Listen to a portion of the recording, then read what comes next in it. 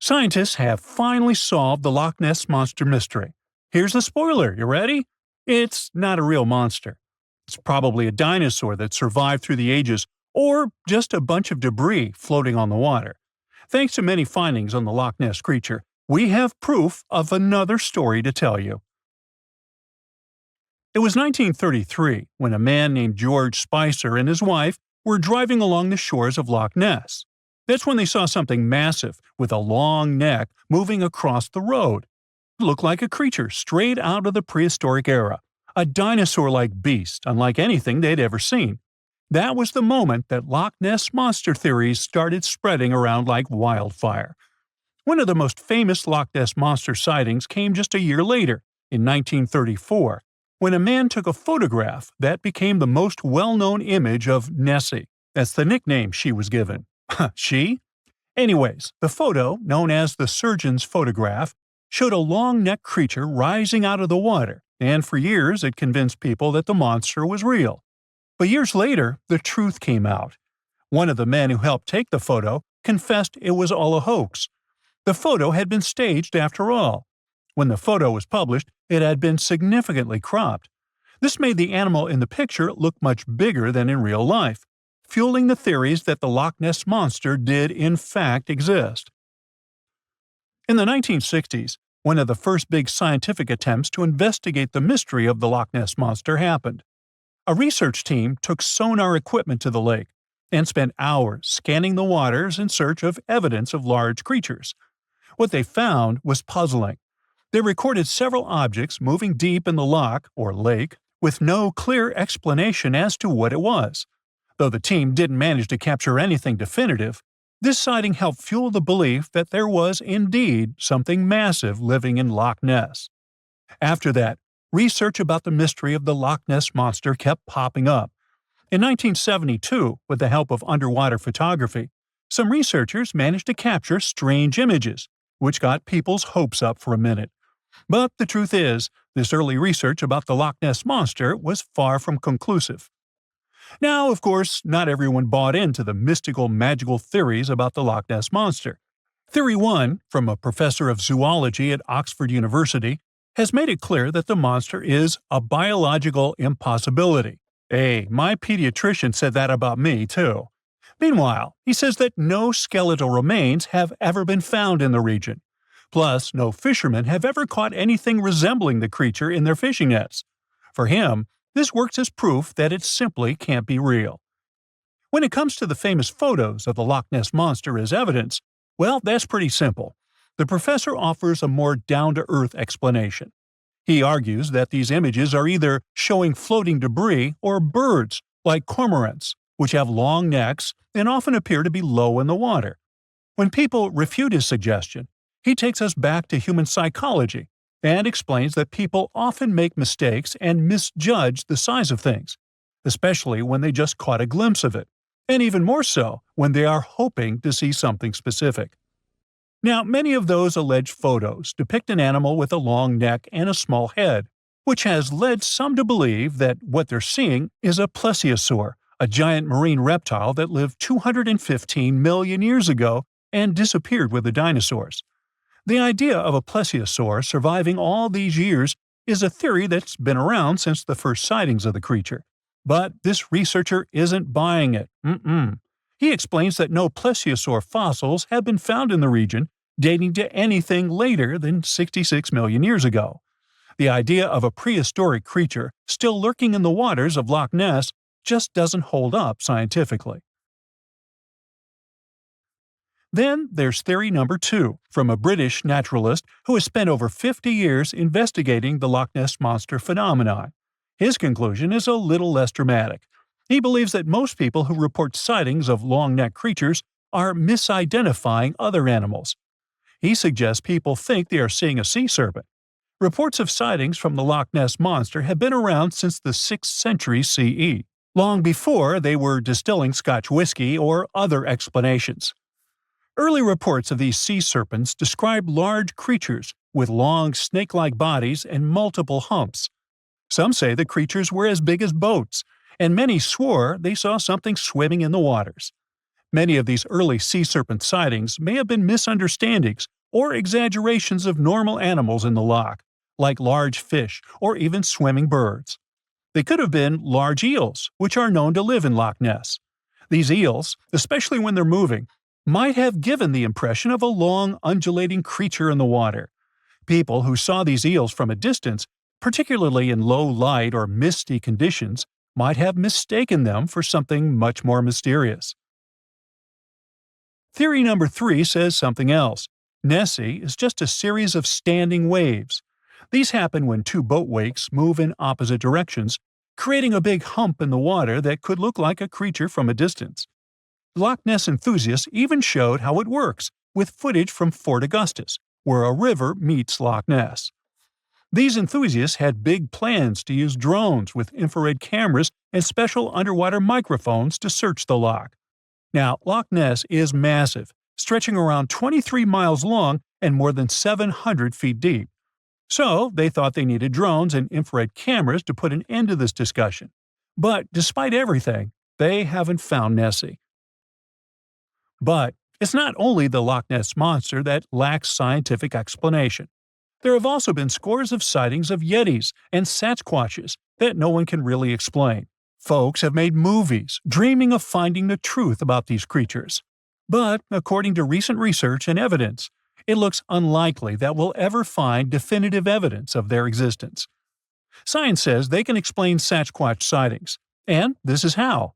Biologists who study wildlife using camera traps, which are set up in remote areas to capture images of passing animals, have long attempted to find elusive species. These cameras detect movement and snap pictures, providing invaluable data on the biodiversity of different ecosystems.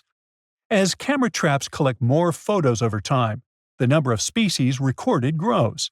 However, after a while, the number plateaus, suggesting that no new species are being detected.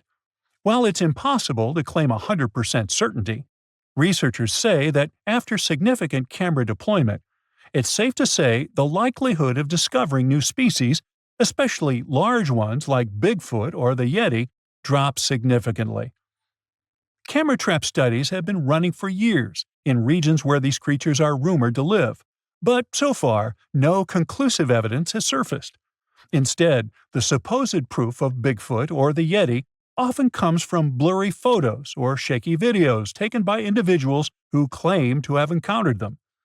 The scientific understanding of biology also makes the existence of Bigfoot highly unlikely. Often described as a great ape, Bigfoot would have had to evolve in North America. However, great apes evolved in Africa, and the only great ape to make it to the Americas is Homo sapiens, whose ancestors crossed the Bering Strait only about 16,000 years ago. This is far too short a time for a new species like Bigfoot to have evolved. While it may be disappointing for these mysterious creature enthusiasts, the scientific evidence points firmly toward the conclusion that creatures like Bigfoot and the Yeti are more fantasy than reality.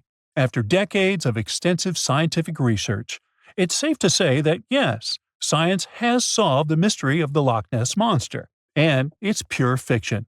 So, what do you think? In a frosty Canadian park, hidden deep beneath layers of thick ice, scientists discovered a bizarre skeleton they named the Frozen Dragon. The skeleton had been in the frozen ice for millions of years. It took experts decades to work out the species of this strange fossil. It was identified as a new genus of pterosaur.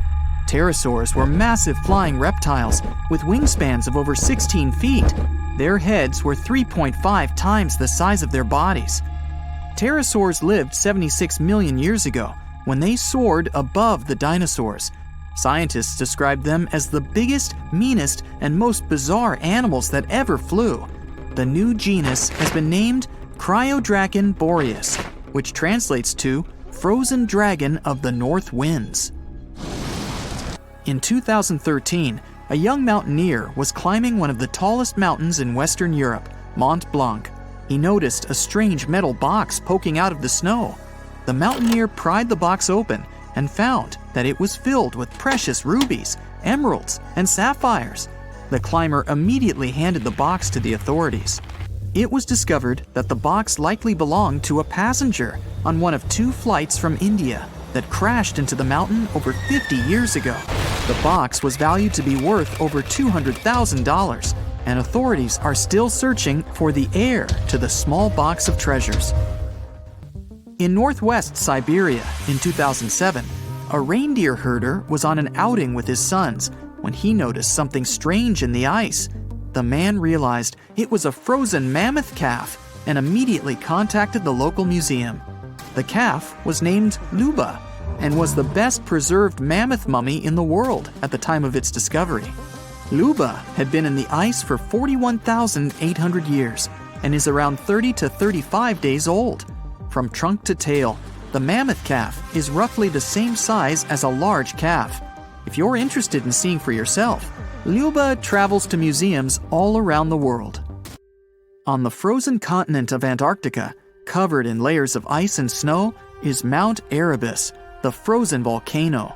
The volcano was discovered in the middle of an eruption in 1841 by explorers on an Arctic expedition. The volcano is over 12,000 feet tall and has been active for the last 1.3 million years. Deep within the middle of the volcano is a huge crater filled with large volumes of molten lava. The volcano has occasional explosions, which means it's classified as being in continuing eruption. However, these eruptions are nothing to worry about because they're generally rather small. Back in 1991, 2 hikers were traveling across the Italian Alps when they stumbled across a body that they presumed to belong to a recently lost hiker. The duo trudged back down the mountain to report their unfortunate findings. Once the remains were recovered, it was clear that the body was not recent at all. Scientists determined that the Iceman was more than 5,000 years old and named him Otzi. The discovery was unlike anything scientists had ever before seen because the body was so well preserved. For years, Otzi was studied by scientists who discovered that our ancestors have a lot more in common with us than we ever knew before. Otzi was covered in ink body art. Research done on the contents of his stomach revealed that his last meal was dry cured meat, similar to the bacon we eat today. Otzi has at least 19 relatives living today, somewhere in Central Europe. Scientists were researching ancient squirrel burrows in Siberia when they came across something interesting. One of the squirrels had hidden away precious seeds deep beneath the ground. The seeds had been encased in ice for 32,000 years. The seeds were for the flower Silene stenophilia, which had long since gone extinct. Amazingly, scientists were able to recover plant tissue from inside the seeds and grow an entire crop of flowers. They've since reintroduced the previously extinct flower to natural habitats all across the world. In 1930, a team of Norwegian scientists sailed around the Arctic Ocean, conducting research on the seas and glaciers. They reached White Island, a dangerous and icy land no human had set foot on before, or so they thought. The scientists were shocked to discover the tip of a small boat sticking out of the snow. Frozen inside the boat, they found scientific equipment and various personal items, including a jacket monogrammed S.A. Andre. They had discovered the wreck of the famous Andre Arctic balloon expedition. In 1897, Swedish explorers, led by Andre, attempted to travel to the North Pole by hydrogen balloon. No one had ever heard from them ever again. People only found out what happened to them when the wreck was discovered 33 years later. It turns out that the balloon had crashed on White Island only 2 days after departing from Sweden. The explorers traveled along the island on a small makeshift boat, but were unable to make it any further. The best preserved woolly mammoth ever found was discovered in an area of permafrost in Siberia in 2010. Scientists named the frozen mammoth Yucca, after the small village near where it was found. Yucca had been frozen for 39,000 years and is thought to have been around 6 to 8 years old. Because Yucca is so well preserved, it has been studied for years and provided new information about mammoths. In 2019, scientists reported that they were able to activate cells taken from Yucca's tissue. Maybe one day we'll have woolly mammoths roaming the land. From looking at pictures and videos of Antarctica, the continent appears to be freezing cold, covered in snow and flat, except for a few small hills. Scientists believe that too. When studying the Gomburtsev Mountains in the early 2000s, they were shocked to discover that the small rocky hills were actually the peak of a gigantic mountain formation under a mile of snow. Using radar technology, researchers worked out that the mountains are really around 10,000 feet tall and sprawl across 750 miles. This is around the same size as the European Alps, except hidden under tons of ice and snow. At a gold mine in Siberia, a businessman was examining a nearby river when he noticed something interesting in the frost. It was a small woolly rhino calf that was later named Sasha. The woolly rhino has been extinct for 15,000 years. It's thought that Sasha could have been frozen in the ice for up to 39,000 years. Sasha is unique because it's the only full-body woolly rhino to have ever been discovered. Glaciers around the northern Italian town of Pelo have begun to melt. Artifacts from decades and even centuries ago have been discovered pouring out of the ice. Personal belongings from soldiers have been found, things like diaries, photographs, and even love letters. Historians have even uncovered an entire cabin preserved beneath the ice. The cabin was filled with hard metal helmets and clothes. In 1845, Sir John Franklin embarked on an ill-fated expedition to the North Pole. The crew traveled on two ships, HMS Erebus and the ironically named HMS Terror. The expedition met with disaster, and both ships were lost to the icy waters. In 2016, the HMS Terror was discovered by a team of researchers. Despite being lost for 170 years, the freezing cold waters had maintained the ship in pristine condition. Scientists described the ship as frozen in time. Dinner plates and glasses were still on shelves, beds and desks were still in order, and even the passengers' luggage appeared to be in good condition. The HMS Erebus was also discovered nearby, but due to changing water conditions, the ship wasn't in great shape. The glacial ice surrounding a mountain passageway in Norway that was notoriously used by the Vikings has revealed hundreds of ancient artifacts. One of these artifacts was a giant unopened wooden box that was welded together. Researchers were beside themselves with anticipation, waiting to open this box. They believed it would be filled with Viking treasures or artifacts that would give us an insight into ancient society. When they opened the box, all that was inside was a plain old beeswax candle. It turns out that this box wasn't actually as old as they thought it was. By analyzing the candle, they discovered that the box dates back to the 17th century. The age of the Vikings had ended by the 11th century. It's likely that the candle box belonged to a farmer who was shipping it from his summer farm to his winter farm to light up the long nights.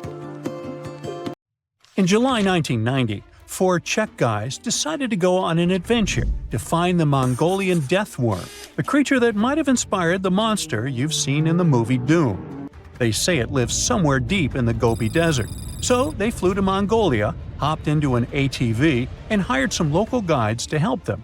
All that to meet a creature that is up to 6 feet long, can spit acid that could melt anything, and is capable of shooting electricity at those it doesn't like.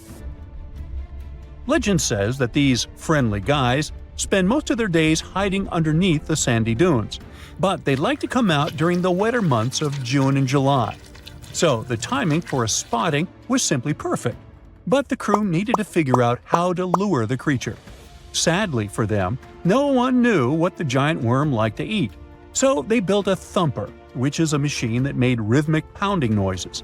They were hoping it would call the worm out of the ground. For 2 months, they searched the vast desert, crossing dunes and rocky plains, looking for any sign of the creature. But alas, it didn't really work out. Ivan McCurley, who was the leader of the 1990 expedition, came back to Gobi Desert again. He once tried to attract the megaworm with blasts, and the second time he used a small airplane to scout the dunes. Over the years, groups from America, Britain, and New Zealand organized big expeditions to the Gobi Desert to try and find the creature. Many others came from all around the world on their own and found nothing. The people in the West first found out about the megaworm of the Gobi Desert thanks to an American paleontologist, Roy Chapman Andrews. This brave man was probably the inspiration for Indiana Jones. In 1926, He wrote about the creature in his book. At a meeting with Mongolian leaders, Andrews heard detailed descriptions of the creature, even though none of them had ever seen it themselves. One of them described it as looking like a sausage, about 2 feet long, with no head or legs. According to him, the worm was so venomous that just touching it could instantly take your life, and it lived in the loneliest parts of the Gobi Desert. Andrews didn't think the creature was real, but he shared these stories again in another book. In May 2005, 4 friends from Great Britain who search for monsters professionally decided to try their luck. They made drawings of the worm and hired local people to hand out flyers all over the Gobi Desert. These flyers offered a reward to anyone who could give information about the worm or even bring them a specimen. They thought loud sounds that other explorers tried would scare the beast away. Some told them it likes damp conditions, so they came up with a plan to block streams of water to create wet areas that would lure the worm out. Their plan didn't work because it was too hard to build dams in the desert. They ended up using small traps, but didn't find any actual proof that the worm existed. But they did meet locals who shared interesting stories about strange creatures they had seen over 70 years. Over the years, stories of the monster spread around the world. In some of them, it's only 1 foot long. In others, it's as large as a human. It's white-gray or scaly and brown, or maybe fleshy and bright red. Someone said it resembled a snake, or maybe a caterpillar, or maybe it has wings and can fly.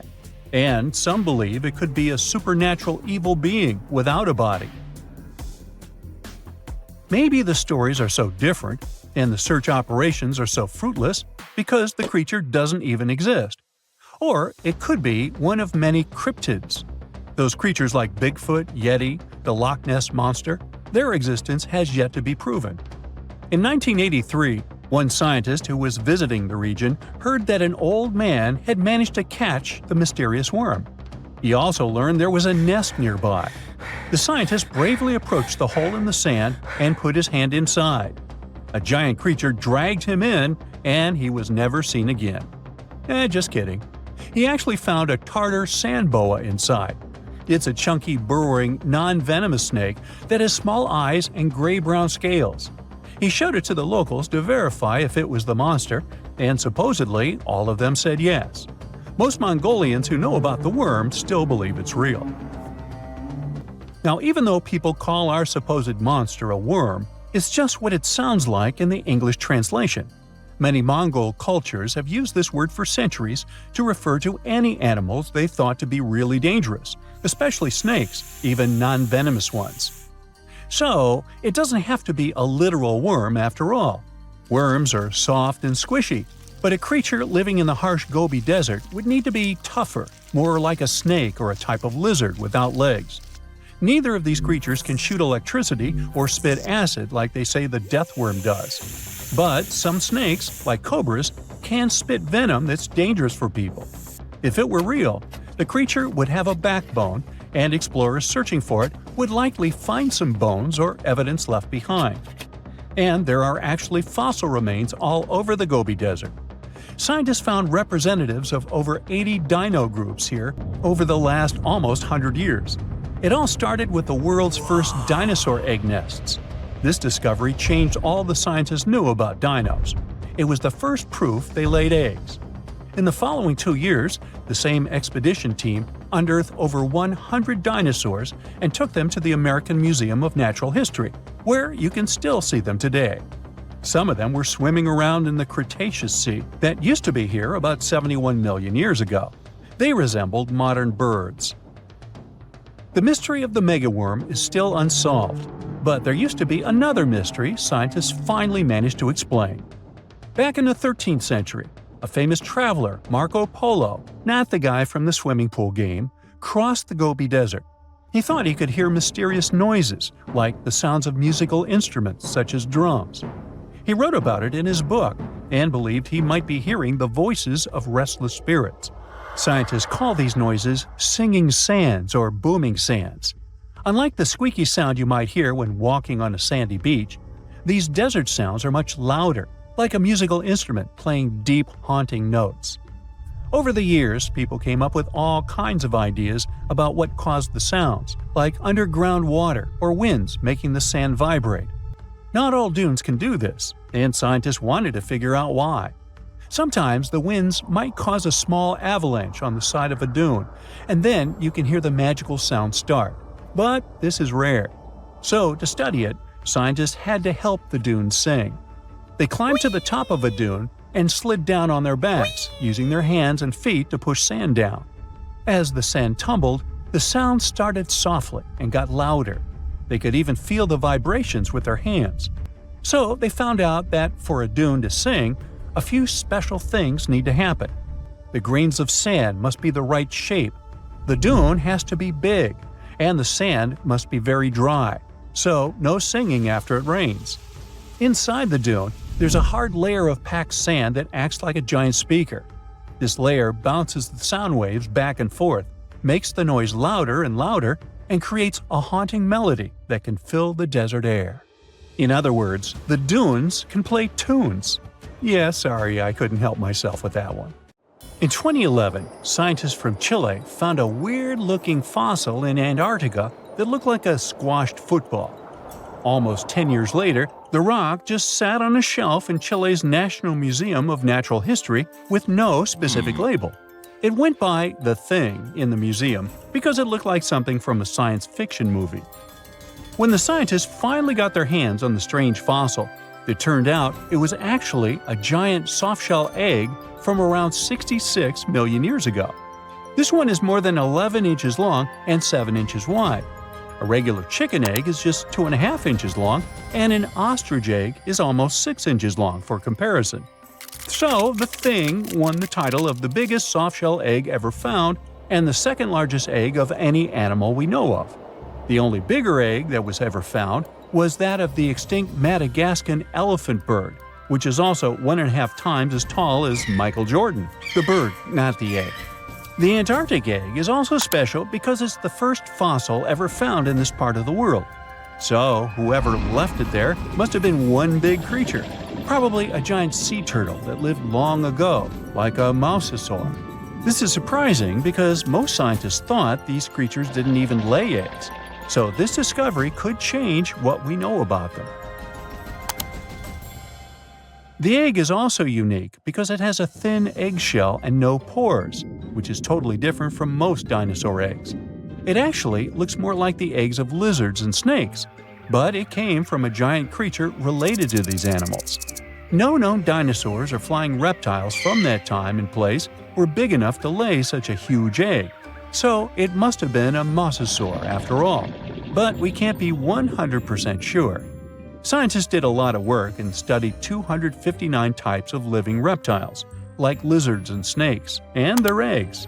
From this, they figured out that the mommy who laid the egg was probably at least 23 feet long, not counting her tail. During the late Cretaceous period, this part of Antarctica might have been like a nursery. Paleontologists have found bones of tiny mosasaurs and plesiosaurs in the same area, along with bones from the grown-up ones. Archaeologists in Norway made another cool but literally discovery and found dozens of arrows that had been hidden in ice for 6,000 years. They were melting out of a large ice patch in the high mountains, covering an area of about 45 football fields. In 2014 and 2016, when the summers were extra warm, scientists went to an ice patch called Langfoni to look around. They also found lots of reindeer bones and antlers there. Some of the arrows were whole and some in pieces, along with 5 arrowheads around the melting ice patch. This is more arrows than have been found at any other frozen site in the world. Some of the 68 found arrows date back to the Neolithic period, and the newest ones are from the 14th century of the Common Era. Ice is like the perfect time machine that can preserve whatever ends up there in an almost perfect condition. Langfoni became famous as one of the first ice patch sites after a local hiker found a 3,300-year-old leather shoe right next to its edge. Scientists are studying places like this to understand how people use these sites and how the ice patches from Norway to North America changed over time. Now, once upon a time, around 32,000 years ago, to be exact, a squirrel buried some seeds near a river in Siberia. Am I the only one getting the Ice Age vibes? Anyway, these seeds belong to a plant with cute white flowers. Thousands of years later, a group of scientists found these seeds buried deep in the frozen ground, about as far down as a 12-story building is tall. The seeds were surrounded by ice and bones of animals, like mammoths, bison, and woolly rhinoceroses. The mature seeds had been damaged, maybe by some squirrel, but some of the younger seeds still had good plant parts inside them. The scientists carefully took those out and put them in small containers to help them grow. And here comes the coolest part. They were able to grow the plants. Their flowers were shaped a little differently from the flowers of the same plant that grows today. After a year, the Ice Age plant even made new seeds. Based on this, the scientists suggested that permafrost could be a depository for an ancient gene pool, and we could find extinct species there and bring them back to life. Scientists on an icebreaker in Antarctica were looking for whales but found something way more unusual.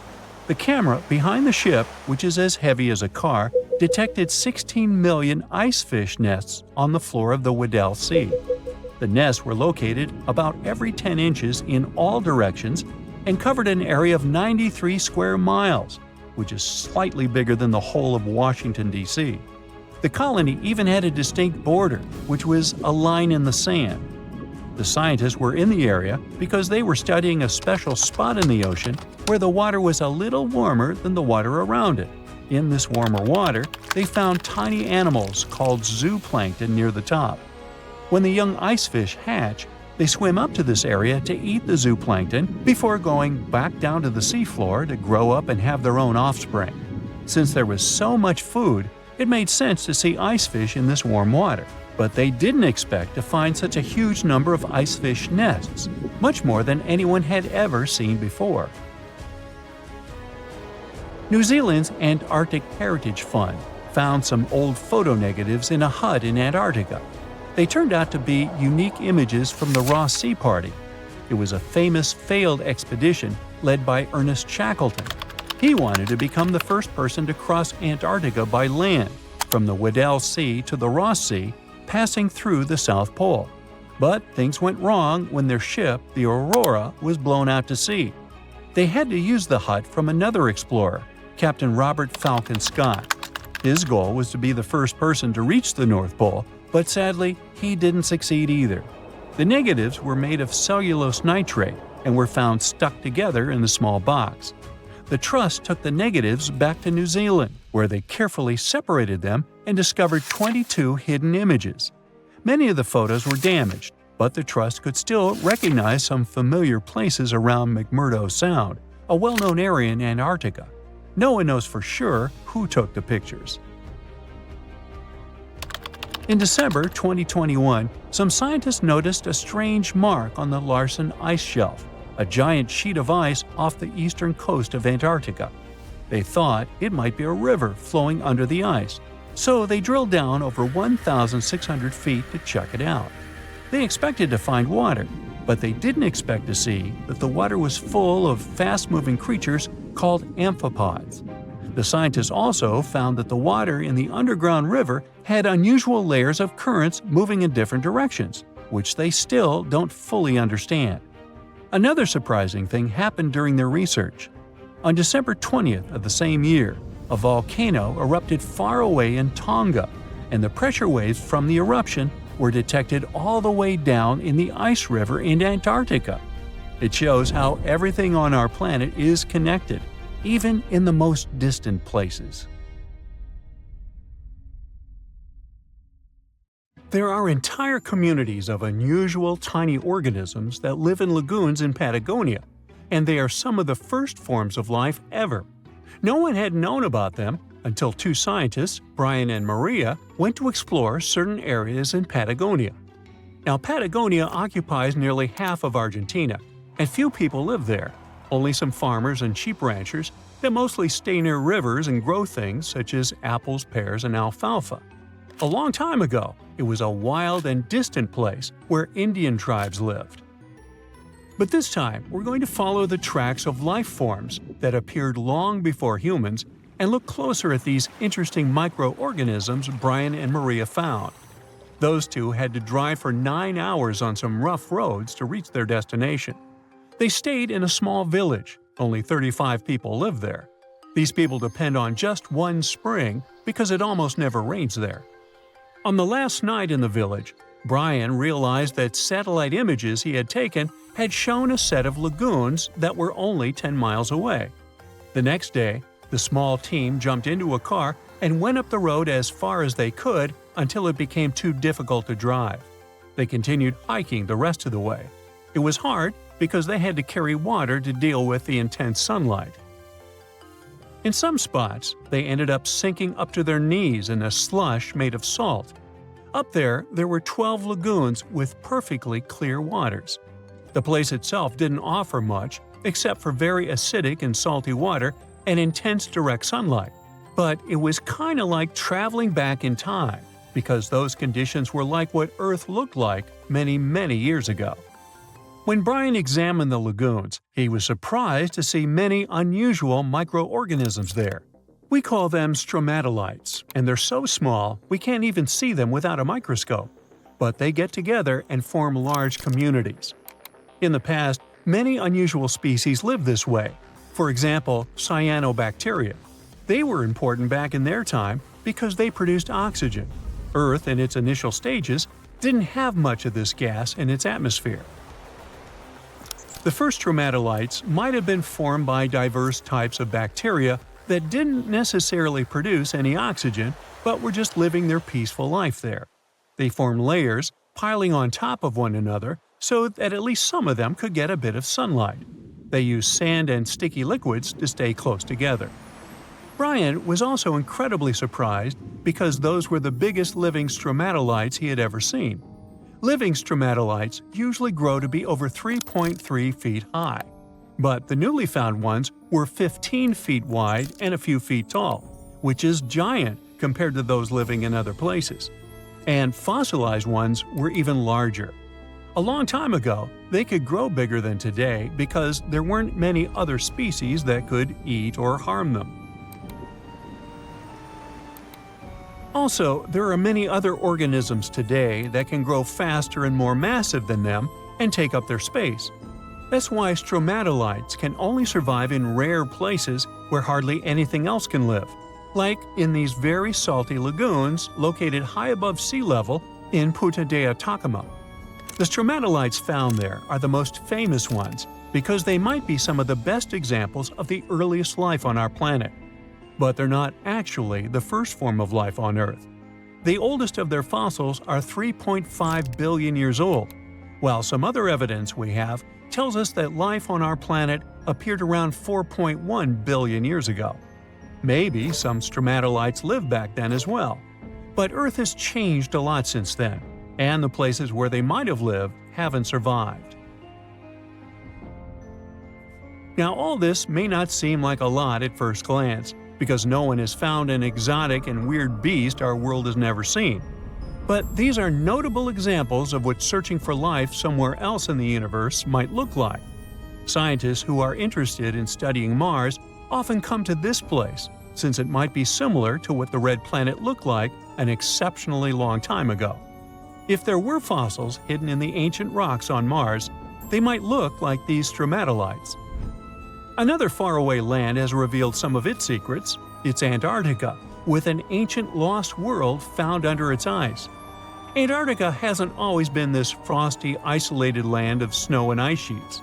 Once it used to be part of the Gondwana supercontinent, together with what is now South America, Africa, Australia, the Arabian Peninsula, and the Indian subcontinent. But at some point, it split off and went to build a life on its own. It formed as other landmasses started to move away, which created its coastline.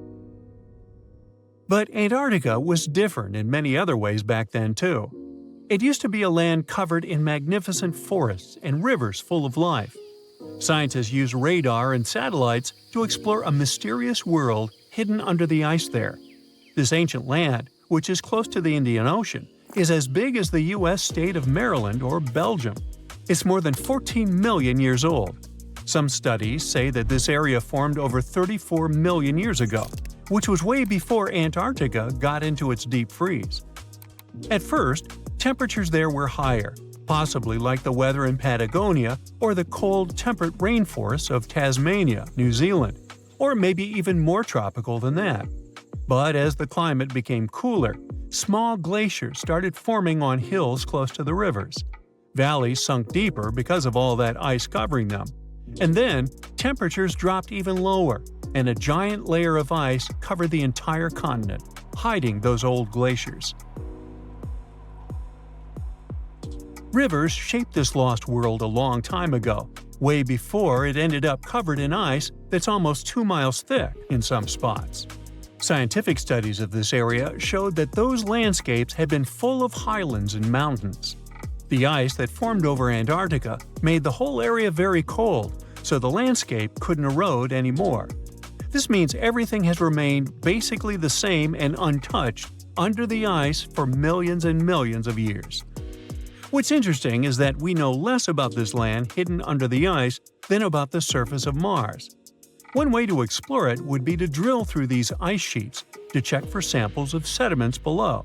They could tell us more about the ancient flora and fauna frozen underneath. It's not a new method. A similar method was used to collect 2-million-year-old samples in Greenland. Australia has a secret world too. Ancient organisms were found hidden in rocks in the northern parts of the continent that are about 1.6 billion years old. These microscopic things are part of a family called eukaryotes. The members of this family that exist today include plants, fungi, animals, and even those tiny organisms with just one cell, such as amoeba. All living things with nuclei in their cells, including us, can trace their family tree back to one of the oldest members of this family. That one is called the last eukaryotic common ancestor, and it lived more than 1.2 billion years ago. Those ancient organisms were more complex and bigger than bacteria. Maybe they were the first predators on Earth, hunting bacteria. There once was a kingdom where the ancient Egyptians traveled to buy gifts for pharaohs, sort of like an ancient shopping mall. This kingdom, named the Land of Punt, was rich in luxury goods, including gold, aromatic resins, blackwood, ebony, ivory, and exotic animals like leopards and baboons. All of these sound like great gift ideas to me. The Land of Punt was an especially important trading partner for Egypt for over 1,000 years. But if you plan to go there, the bad news is that it hasn't survived to these days, and nobody knows for sure exactly where Punt was located. We only know about it from records. The most famous of them were left on the walls of the temple of Queen Hatshepsut, who had sent an expedition to Punt. Scientists have been trying to find the exact location of this rich land for over 150 years. It could have been southeast of Egypt, in a coastal region south of it along the Red Sea, Gulf of Aden, and the Indian Ocean, or it could have covered the Horn of Africa and the area across the sea in southern Arabia. Now researchers were finally able to narrow down the possible locations thanks to a study of baboon mummies. Ancient Egyptians admired baboons and even thought they were related to the deity of the moon and wisdom. One species, the sacred baboon, was often shown in wall paintings, sitting with its tail curled to the right, and was mummified in this position. Another type, the olive baboon, was wrapped up in one giant cocoon. Both types were found in the tombs of the Valley of the Kings. But if you remember geography lessons, baboons just don't wander around Egypt. So they must have been brought there through trade with other regions. Primatologists, Egyptologists, geographers, and geochemists look at the mummified baboons from two different time periods in ancient Egypt. Some were from the New Kingdom period, and others were from the Ptolemaic period. The scientists did some more hard work and analyzed tissues from 155 baboons from 75 separate places in eastern Africa and southern Arabia. Those were all areas that they thought could be the ancient Land of Punt. They measured oxygen and strontium in the baboons' bodies. When animals drink water and eat plants, their teeth, hair, and bones show a geographic signature of where they've lived, thanks to these elements they contain. Scientists use a special method called isotopic mapping. and found out that the New Kingdom baboons they analyzed came from a location in Eritrea, Ethiopia, or Somalia.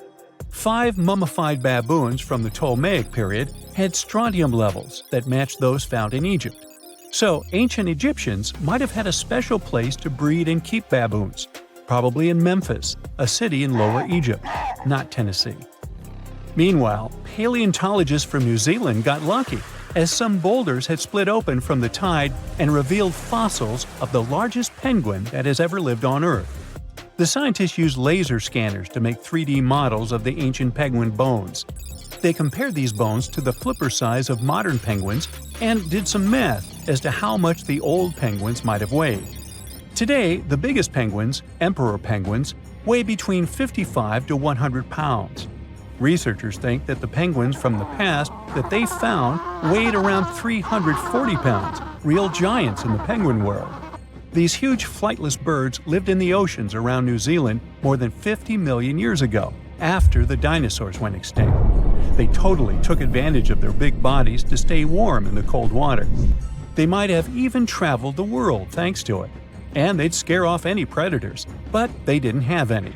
The asteroid that took down the dinosaurs also got rid of most big marine reptiles, and the ancestors of seals and whales were still living on land.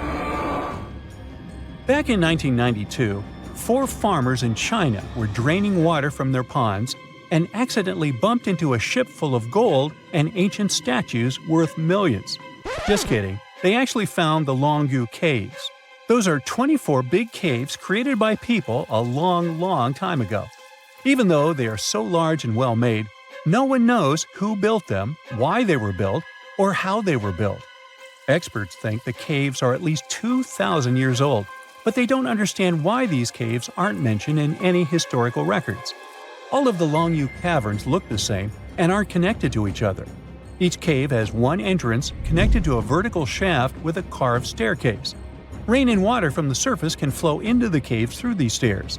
To manage this water, the caves have special grooves, channels, and a system to catch the water at the bottom. So it looks like the ancient builders were real pros when it came to drainage and water management. Maybe my town could learn a lesson from them, as it turns into Venice after every heavy shower. Anyway, the caverns were built below a hill, named after a bird that is one of the most respected creatures in Chinese mythology and culture. It symbolizes all the best things, like high virtue, grace, and the union of yin and yang. Scientists think there could be a connection between the caverns and the bird, but it's just a theory so far. Experts from the National Institute of Ocean Technology in India were doing their routine pollution surveys when they found some structures that looked like a city underwater. Using special sonar technology, the team found big geometric shapes on the ocean floor. They brought up different items from the site, like pottery, beads, sculptures, parts of walls, and even human bones and teeth. They thought the ruins belonged to a civilization older than the Bronze Age Indus Valley Civilization, which is the earliest urban culture of the Indian subcontinent that we know of so far. But not everyone joined in on celebrating this awesome discovery. Some archaeologists refused to believe it and thought it could be some computer tricks. And even when they saw hundreds of artifacts from the ocean floor, they said an ancient river could have brought them there from someplace else. The team that discovered the underwater site decided to prove they were right. They chose a piece of wood as their main evidence. They tested it and found it was 9,500 years old. That could be the age of the entire site. Skeptics still insist that we can't rewrite all human history because of one piece of wood. Even 23 years since the discovery, no one is sure about the final answer. This is partly because it's hard to explore the site. It's in extremely dangerous waters with strong currents and riptides. During the cool Antarctica's summer, from late November through January, geologists from the University of Wisconsin-Milwaukee climbed the frozen slopes of the McIntyre Promontory in the Transantarctic Mountains. High above the ice fields, they looked through the mountain's gray rocks for fossils from when the continent had green forests. By the end of their trip, the geologists found fossil pieces from 13 trees. These fossils show that the trees are over 260 million years old. This means the forest grew at the end of the Permian period before the first dinosaurs even appeared. More than 90% of all species on Earth disappeared back then, including the polar forests. These trees would have been very tough if they grew in Antarctica and could have survived. But a huge increase in gases like carbon dioxide and methane must have taken them down. This Antarctic forest is a terrific way for us to see what life was like before the extinction, and we might even understand what caused it. It also shows us how plants were different back then from those we are used to now. Scientists make discoveries that change the world, but even they can face mysteries. Here are 10 things that have baffled scientists. Imagine that you constantly hear a low-frequency hum, and no one can trace its source. Roughly 4% of the world's population hears the hum. It's a geography-free sound. People all around the world hear it, so the name varies from Tao's hum to Auckland hum, depending on the region where it gets generated. The sound is just on the threshold of human hearing. People hear it less when they're outside, and it gets louder indoors, especially at night. What's even scarier is that you cannot unhear it once you've heard it. Some folks say it started in London around the time of Charles Dickens, who wrote A Christmas Carol, and the low-frequency sound actually comes from the humbug. Or not. Actually, the earliest cases were recorded in Bristol, UK, dating back to the mid-1970s. Scientists have various theories about where the hum comes from and why only some people can hear it, yet they don't have a clear answer. It could occur when ocean waves move along the ocean floor.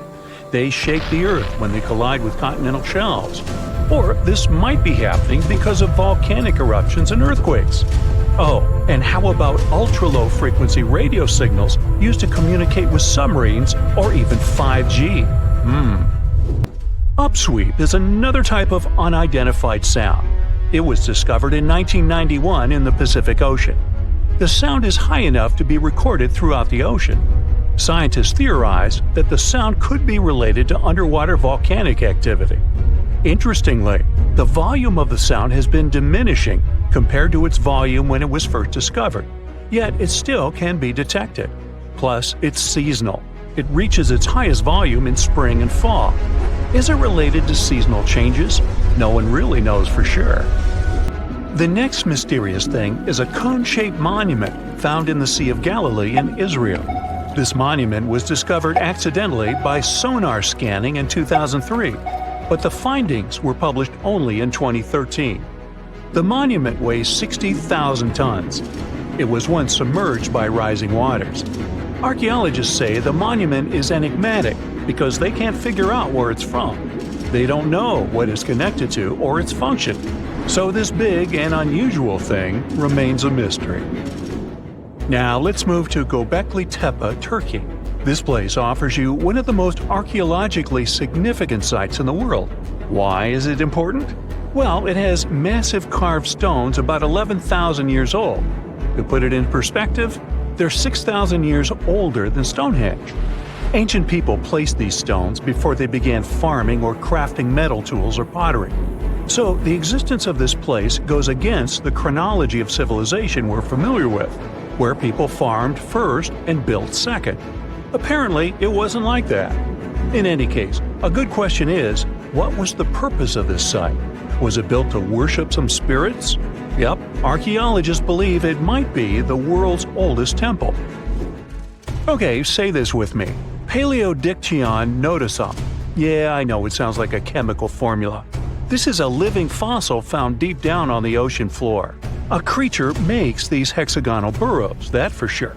Yet scientists can't identify the artist. Now, what do I mean by living fossil? Well, Paleodictyon notusum is a creature believed to produce a burrow nearly identical to Paleodictyon fossils. Is it a worm-like animal that made them? Scientists don't know. One thing is clear, this isn't some random stuff created by geological forces. Now, speaking of fossils, take a look at this giant one. Its informal name is Godzillius. It was discovered in 2011 by an amateur paleontologist. This is a scientist who studies the history of life on Earth by analyzing fossil records. Anyway, back to Godzillius. It's almost 7 feet in length and 9 feet tall if you were to measure it upright. This fossil is 450 million years old, coming from the time when Cincinnati was underwater. It might be a fossilized algae mat, but some scientists have different opinions. This is a massive tunnel found in South America. The tunnel is at least 8,000 to 10,000 years old. At first, researchers discovered a couple of colossal burrows. They were enormous and neatly constructed. Geologists were amazed, saying they had never seen such structures before. There's no known geologic process to explain their formation. I mean, researchers have known about the burrows since the 1930s, but back then they believed that these tunnels were just some sort of archaeological construction, until they discovered huge claw marks on the walls and ceiling. They reasoned that some extinct species could be the ones to have left these marks. Many geologists strongly believe they found the burrows of giant ground sloths and armadillos. The structure is the largest known burrow from the Paleolithic age in the Amazon. Yet experts have many questions. How come such a deliberate-looking structure could form naturally? A researcher then discovered another strange cave. This one was hundreds of miles away from the massive tunnel. Fast forward, there are now more than 1,500 burrows from the Paleolithic age found in Brazil. What's even more interesting is that some of these caves are connected to tunnels that sometimes lead to chambers. I'll continue with a natural phenomenon. What if I told you that every year, especially in October, fireballs appear on the Mekong River in Thailand? According to legends, Naga fireballs are a call for Buddha to return to Earth, and river serpents are the ones making these calls. Well, that's a myth, but what does science say about it? Is it related to a flammable gas? There are no clear answers yet. These fireballs appear to rise from the water. They can go as high as almost 990 feet. They're like fireworks, disappearing rapidly. They typically glow with a reddish or orange color. I'll mention some legends too, because why not? They're thrilling. And it would be a shame not to include the one about the lost city of Atlantis.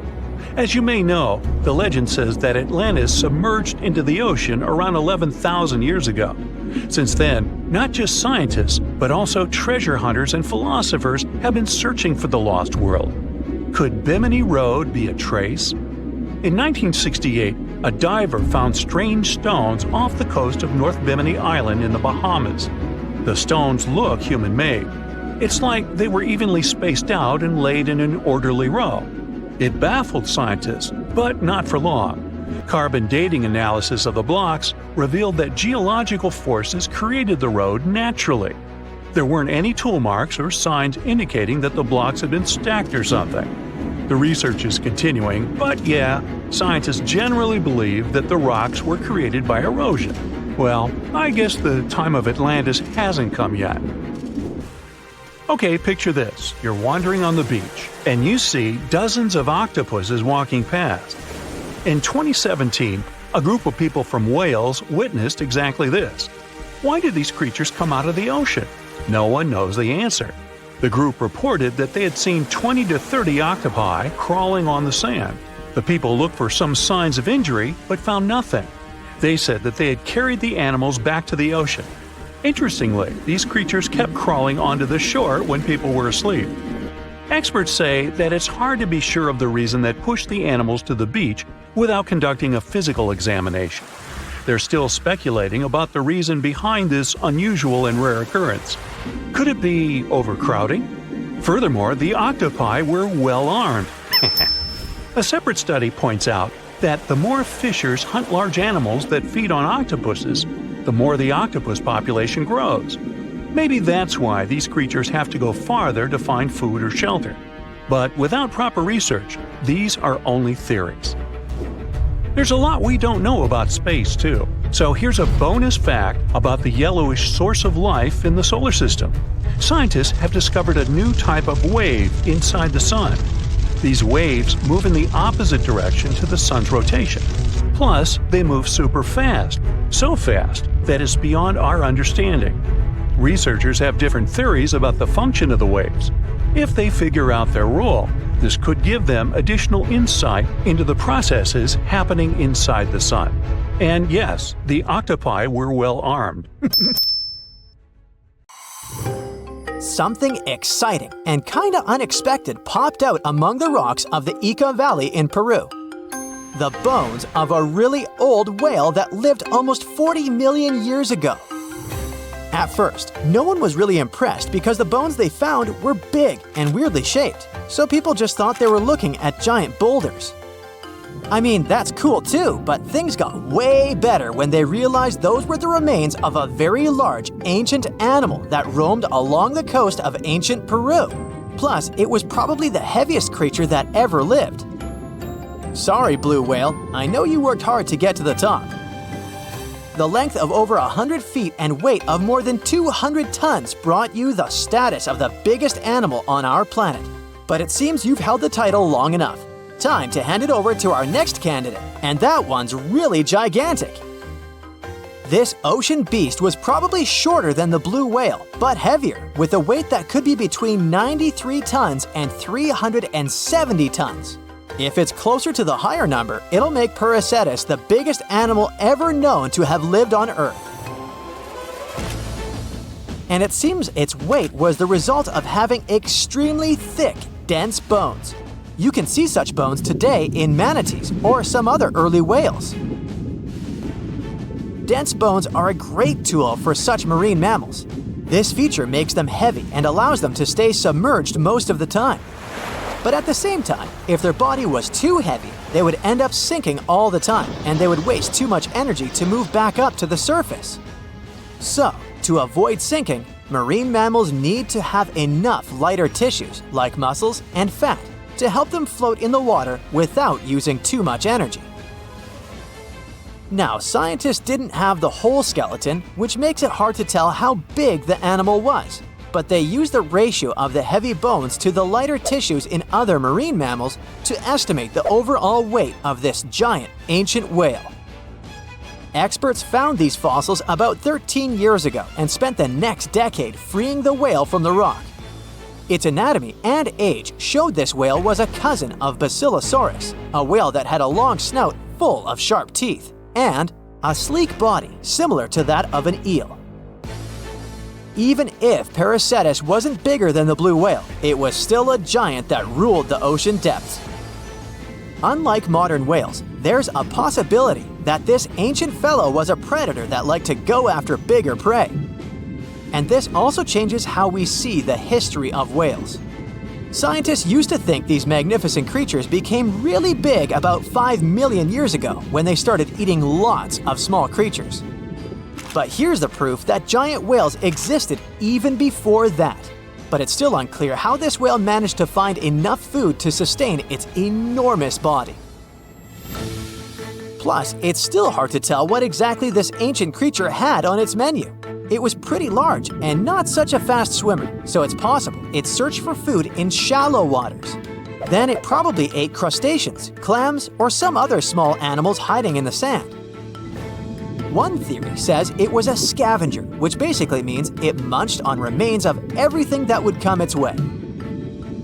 It's not so unusual to find marine animals in deserts. Many of these regions used to be covered with water anyway.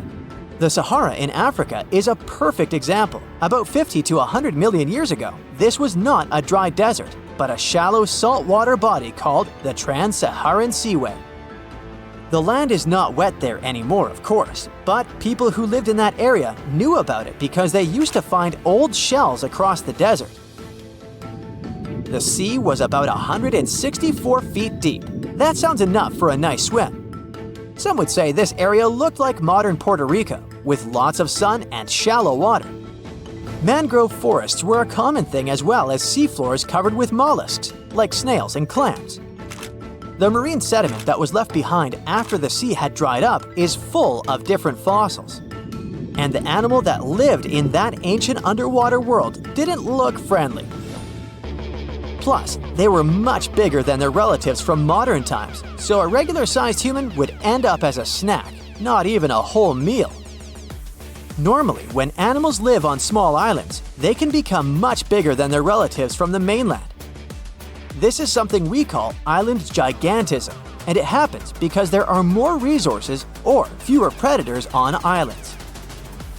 Maybe the same thing happened in the Trans-Saharan Seaway. Even though it wasn't an actual island, the water moved in and out, which created little pockets of water. And specific conditions in these pockets might have helped animals grow bigger. So we're talking about giant sea snakes, catfish, and fish that no longer exist today. One had incredibly strong jaws, and the animal used them to eat hard things and even crush shells. Their teeth showed they were fierce predators other animals had every reason to be afraid of. They went through some changes when it came to diet, similar to some types of piranhas. And the competition to get to the top of the food chain wasn't a joke.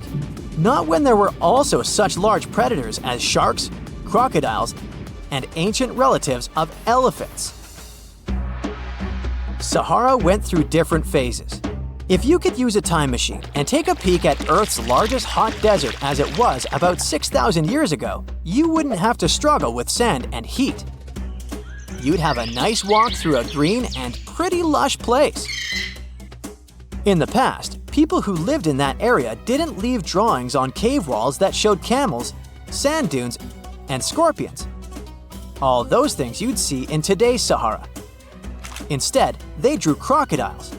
That's additional evidence that the Sahara used to have a lot of water and plants enough to support these big yet scary animals.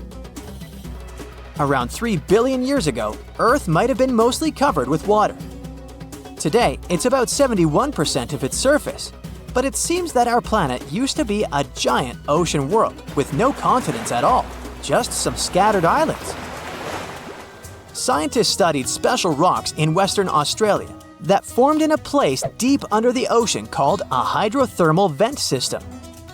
To explain this better, it's important to mention two common oxygen types, O16 and O18. O18 is heavier because it has extra neutrons. O16 evaporates from water more easily, and as researchers studied an old ocean floor, they found a lot of O18, more than in today's oceans. This way, they realized ancient Earth had less dry land than Earth today. Australia is a good spot to conduct these studies because a long time ago, it also used to be a beautiful place with large animals and lush rainforests. But as time went by, the land became drier and Australia had more deserts formed, such as the Great Victoria Desert. Rainforest remained only on the edges of the continent. What happens with deserts across the globe is called desertification. That's when land that used to be good for growing things turns into a desert or something similar. Our planet changes over time, together with its climate.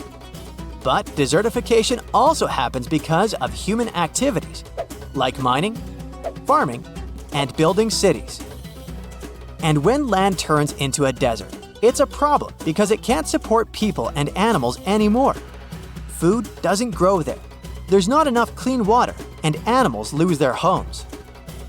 To help with this problem, there's a plan many countries agreed to. They decided to work with farmers to take care of the land, fix damaged areas, and manage water better. All in all, to make our planet a better place for life. Now imagine a creature with a body that is reminiscent of a cuttlefish, with eyes sticking out from stalks like a funky headband, fins on its tail, and a long skinny nose ending in a mouth full of teeth.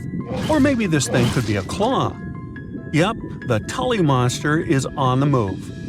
It's definitely one of those freaky creatures you wouldn't like to face while scuba diving somewhere. Luckily, it went extinct 300 million years ago. This unusual marine beast was discovered in the 1950s in Illinois, and scientists couldn't even agree what it really was. Some thought it was a vertebrate, which means a group of creatures with a spine, like us humans. But a team of researchers in Japan studied many fossils of the Tully monster, using advanced laser scanning technology to check them in detail in 3 dimensions.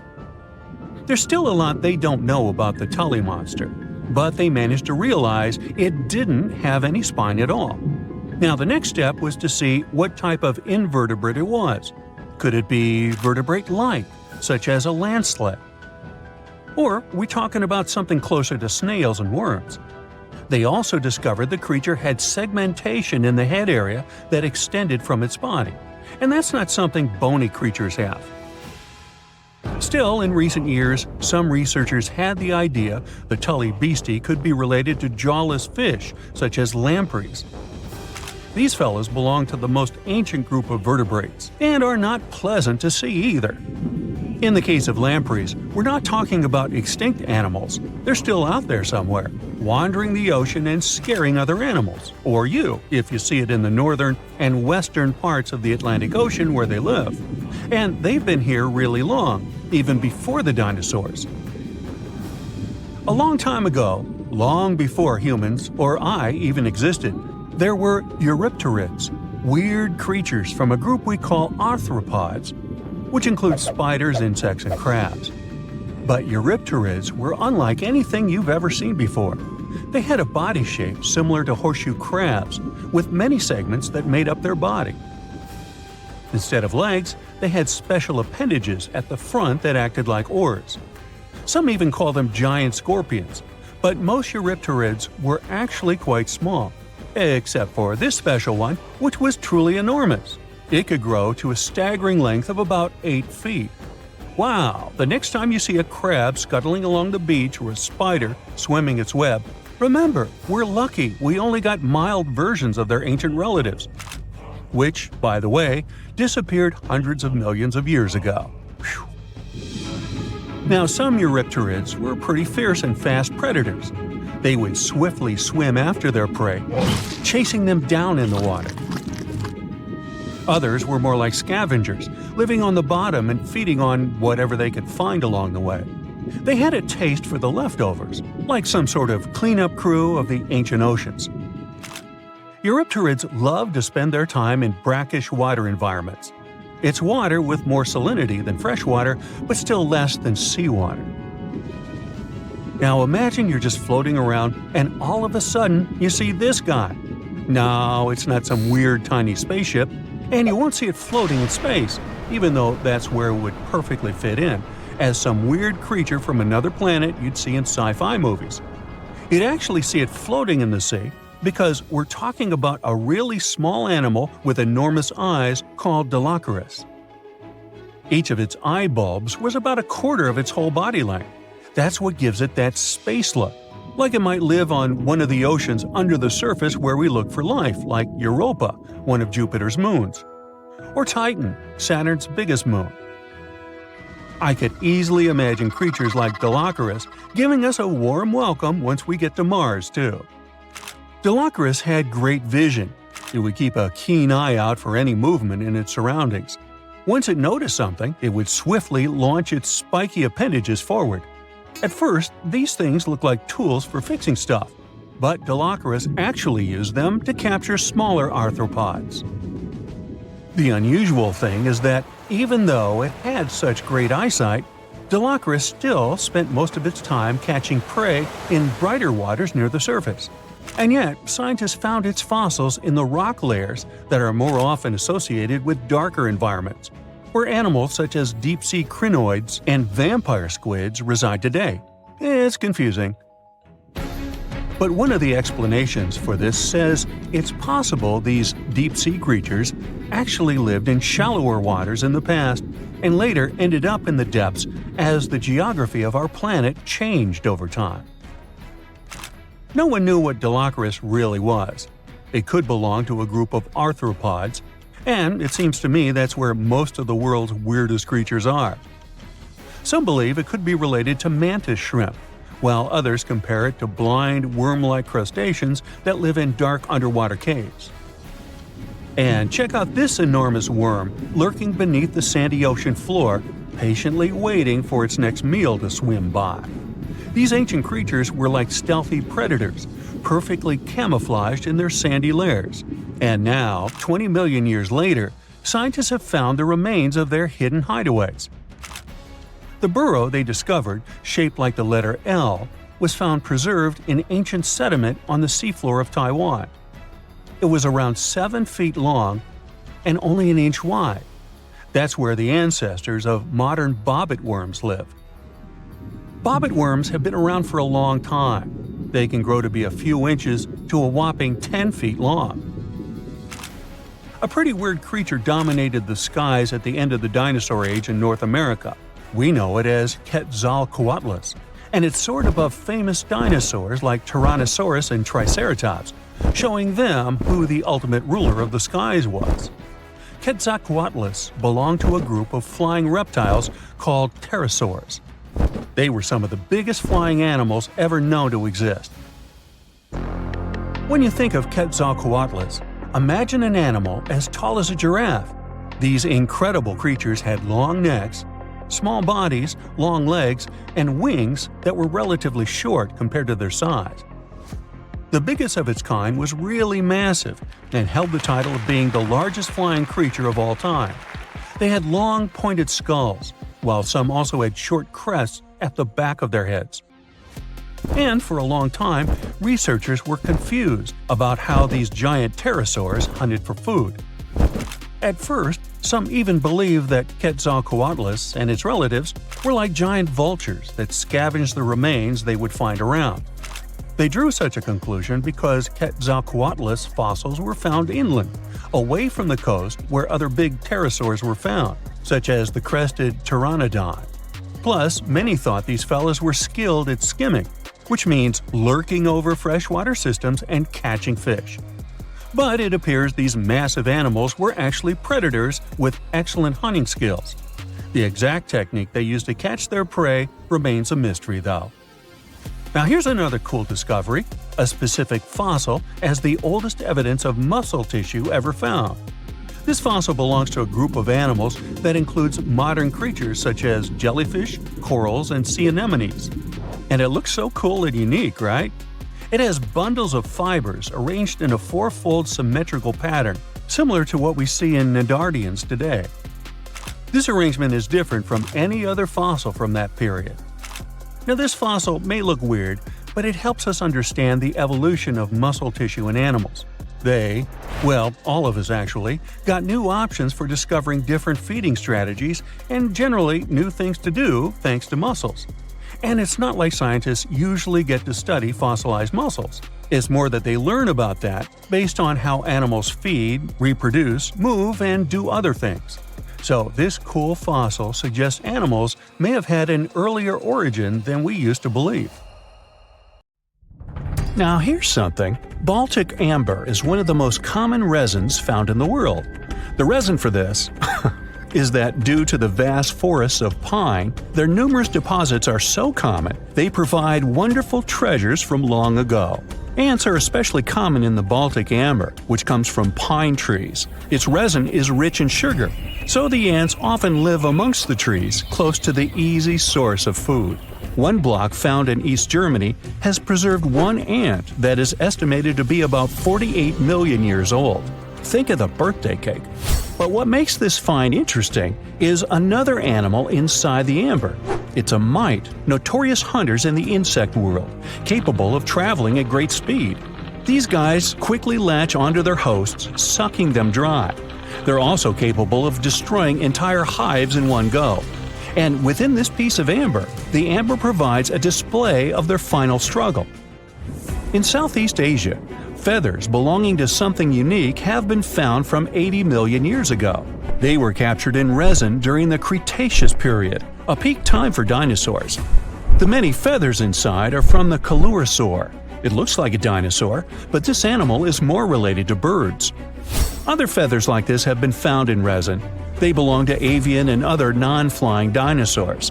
The discoveries have helped reimagine what dinosaurs actually look like. Still, dinosaurs may have had feathers instead of being completely bald. Of course, for most of them, the feathers weren't used for flying, but they helped the dinos stay warm. However, the feathers weren't all that was found, and a part of the Coelurosaur's tail is also preserved. Still, it's so small and ancient that its DNA hasn't survived to map their entire genome. The enclosed tail is also very delicate, and it can't be removed from its protective amber shell. But although these findings can only be observed, they've still provided a great insight in the evolution of birds. But how does amber preserve things so effectively, even at the initial stages? The trees produce the resin to protect any small gaps in the bark against feeding insects. Its antiseptic nature and lack of water content ensures it doesn't degrade for a long time. This also makes it more resilient as it petrifies over long periods, eventually becoming a fossil. Some of the oldest amber ever found was from the Triassic period, showing how long it can last. The pieces from Italy are about 230 million years old. And inside one of these ancient droplets holds the oldest arthropod ever recorded. This mite found inside has provided a broader understanding to their evolution. Today, they're known to mainly annoy gardeners by feeding on the petals of flowering plants. However, at the time the mite was caught, flowers didn't have any petals, and it would be without this tasty meal for another 100 million years. Now, 100 million years ago, Myanmar was part of Gondwana, the great supercontinent. At that time, Myanmar wasn't part of Asia yet. But it was still lush with a great forest, which contained many species of lizards that lived amongst the undergrowth, hiding away from dinosaurs. Many of them have been stored within amber. This fact helped discover ancestors of geckos and chameleons. By using CT scans, scientists have analyzed them, providing a glimpse into the formation of their scales, teeth, feet, and claws. It also provided an understanding of how these archaic creatures once appeared. Although mostly pieces of lizards, by using modern technology, the scientists have been able to create 3D images of the lizard. These images can reveal how those guys appeared in their full form. The images show that they still retain some of their exact features to this day, like the chameleon's sticky pads used for climbing. A salamander fossil from around 20 million years ago is one of the most intact specimens ever found in amber. Details of its final moments show that it had been attacked before getting stuck in the resin. However, what's confusing about this find from the Miocene era is that the amber was found in the Caribbean, but it came from a tree that's closer related to those from East Africa. The lizard also has ancestry from the same area. Finds like this have opened a whole new understanding about how these small lizards migrated. It's expected that they would have ridden fallen logs, which took them across the seas to new homelands, not only to the Caribbean, but to all continents except for Antarctica. Nobody goes there, it's too cold. In the Dominican Republic, you can find some of the rarest of all ambers. This Dominican amber came from neotropical forests from around 20 million years ago. Many of the trees that made the resin are now extinct. The amber is almost completely see-through and can come in an array of beautiful colors. The most common colors are red, yellow, and even blue, and are easily mistaken for gemstones. One was found with a flea caught in it, dating to when the forest was at its peak and the mammalian variety thrived. Fleas were likely common at the time, and this flea in particular had recently fed on a mammal before getting stuck. However, something more intriguing was found within the flea. While scientists checked what mammal DNA was within the flea, they found that it was carrying an ancient bacterial blight. These blights have been constant throughout Earth's history, dramatically decreasing populations of animals and plants. This now extinct blight in the amber helped scientists determine how much the bacteria have evolved and how it spread. Now, most remnants of insects inside amber aren't much more than the exoskeleton bodies. But with some found in Myanmar, they were so well preserved that even the color of the insects is still intact. Colors in nature appear in 3 different ways. The first is bioluminescence, that's produced by a chemical reaction within a living organism. The second is about pigments, where the color appears in an animal or a plant tissue. The third is called structural coloration, and the production of colors here is explained by microscopic surfaces fine enough to react with the light. The rare insects in amber were found in the form of structural coloration, but only at specific wavelengths. It all explains the very intense colors rarely found. 99 million years later, these bugs can still show their vibrant colors – blue, purple, and green. Some of them appear so different in color and shape that they almost look like they're from another world. Which of course they are – a very old one. Ants have been around for about 168 million years, based on fossil evidence provided. They're well known for their social hierarchies and their hive mind system. They've dominated almost every corner of the insect world, but when these social capabilities came about have been difficult to determine. Yet, recently, amber dated from 100 million years ago has shed some light into their evolution. Several amber pieces have preserved various ant types, including the worker ants, guardian or soldier ants, and even a queen ant. Before these pieces were found, it was estimated their social nature occurred millions of years later. A piece of amber dated 100 million years ago helped shed light on the evolution of birds. A perfectly preserved bird that hatched preserved in amber was already equipped with its flight feathers. With the earlier physical abilities, they would be capable of moving around the nest by themselves at a very young age, and it's expected they could search for their own food almost immediately. But as birds continue to evolve and spend more time in the skies, their brain developed larger for their cognitive abilities. After hatching, their early development was then more focused on the brain, and the chicks slowly became more reliant on their parents over time. In Spain, a massive treasure trove of amber and other fossils has been found. Inside, there were remnants of an entire ecosystem that existed 110 million years ago. A bunch of individual fossils were found. The vast collection includes many types of insects, mollusks, arachnids, plants, 50 different dinosaur bone fragments, feathers, and hair from mammals, and a McDonald's burger wrapper. Nah, just kidding. With the abundance of findings, it's helped researchers understand the ancient terrestrial ecosystem that once existed. With loads of specific details of the environment, they've reconstructed the swamp. This way, it's now possible to experience what it was like in the world of dinosaurs. You are lost deep within the jungle in the Yucatan Peninsula in Mexico. There are strange noises all around you, and to make it worse, the sun is setting. Soon, you'll be alone in the middle of an unknown rainforest. Guess it was a pretty bad idea to come looking for El Dorado on your own, wasn't it? You keep walking as fast as you can, when suddenly, wait! What's this you're seeing? It looks like large stairways made out of stone. This definitely doesn't look natural, so you take a picture. Maybe you didn't strike gold, but you might have just found something relevant. Congratulations! You found Akamtun, a long-lost Mayan city, hidden 37 miles into the jungle. The name literally translates to stone column.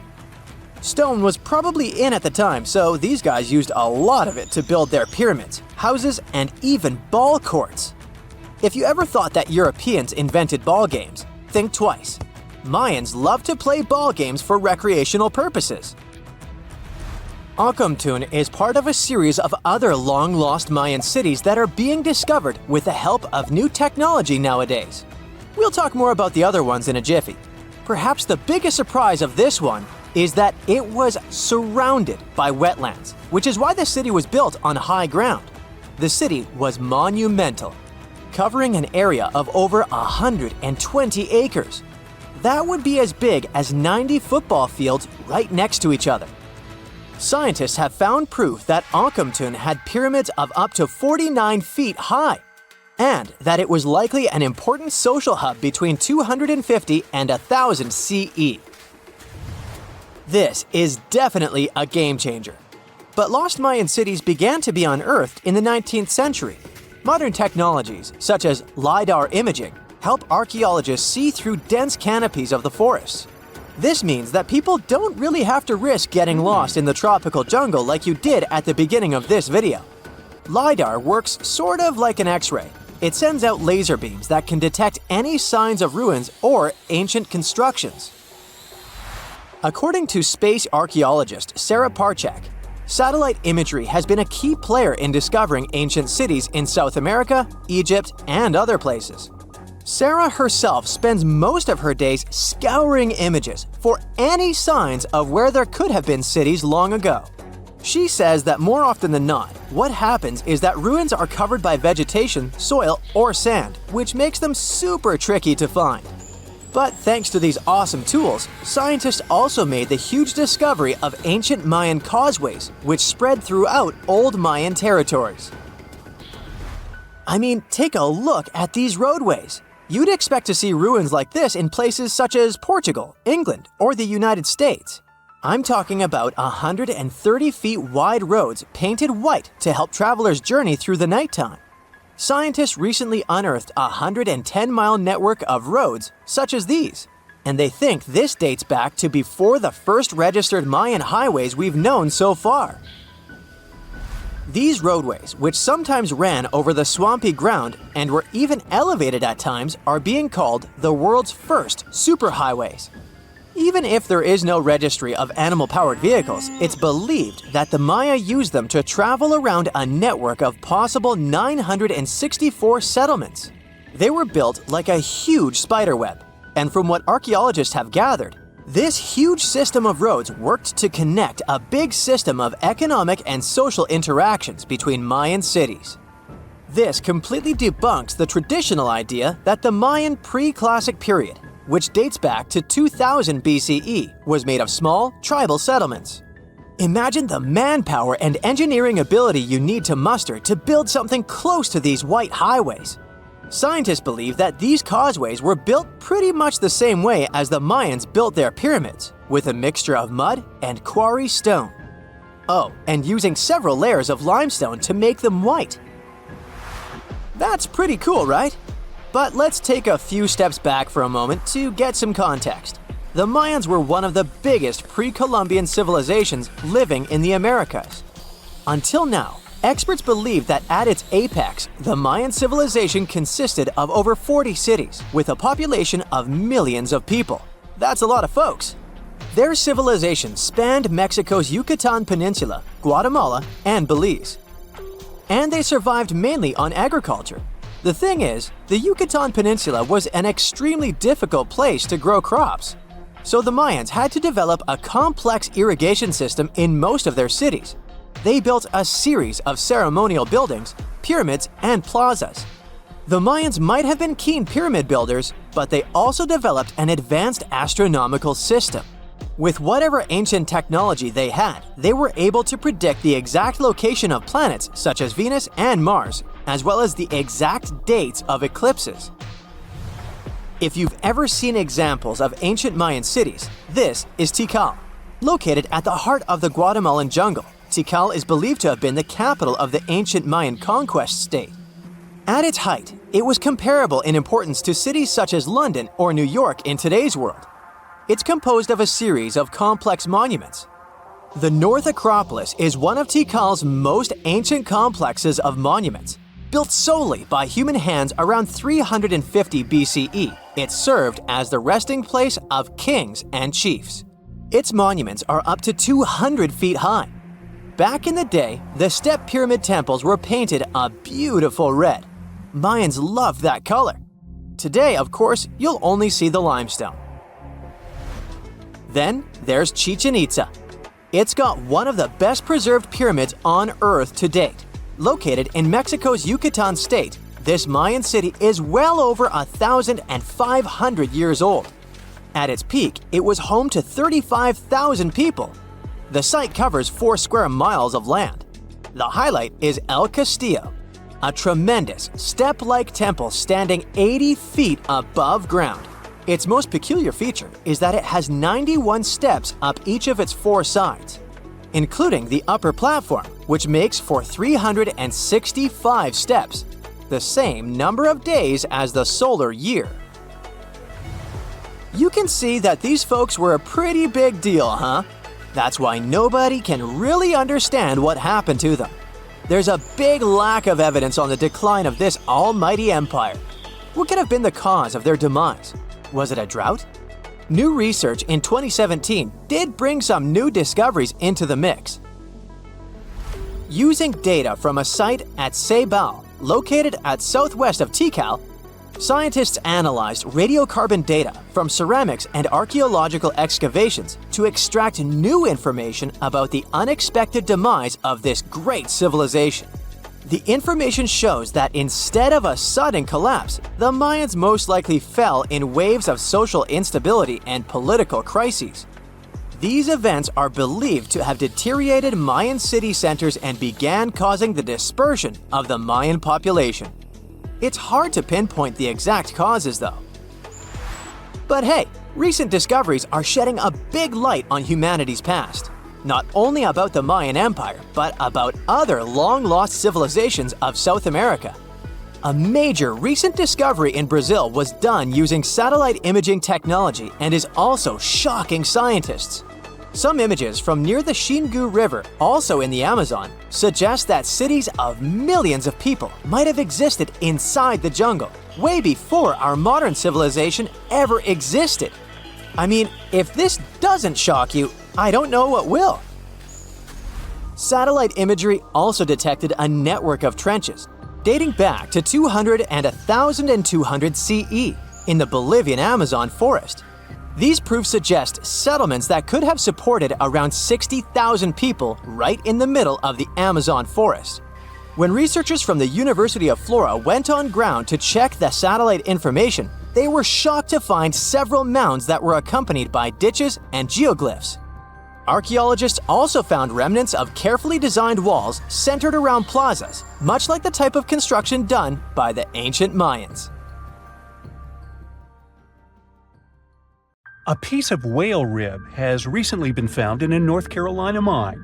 Not a big deal, some might think. Hey, why can't a whale be a miner, right? But this fragment offers scientists a unique glimpse at the interactions between prehistoric sharks and whales from around 3 to 4 million years ago.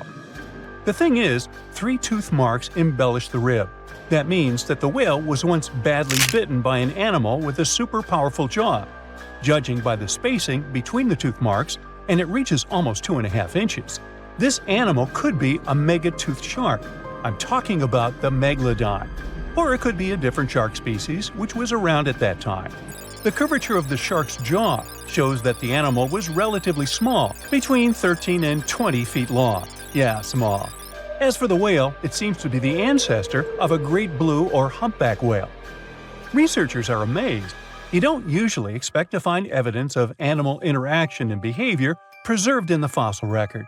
After examining the sample carefully, they concluded that the shark must have gone away with a mouthful, but the whale had survived because most of the fossil fragment is covered with what is known as woven bone. It quickly forms in response to localized infection.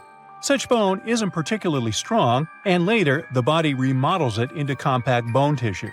But it takes time.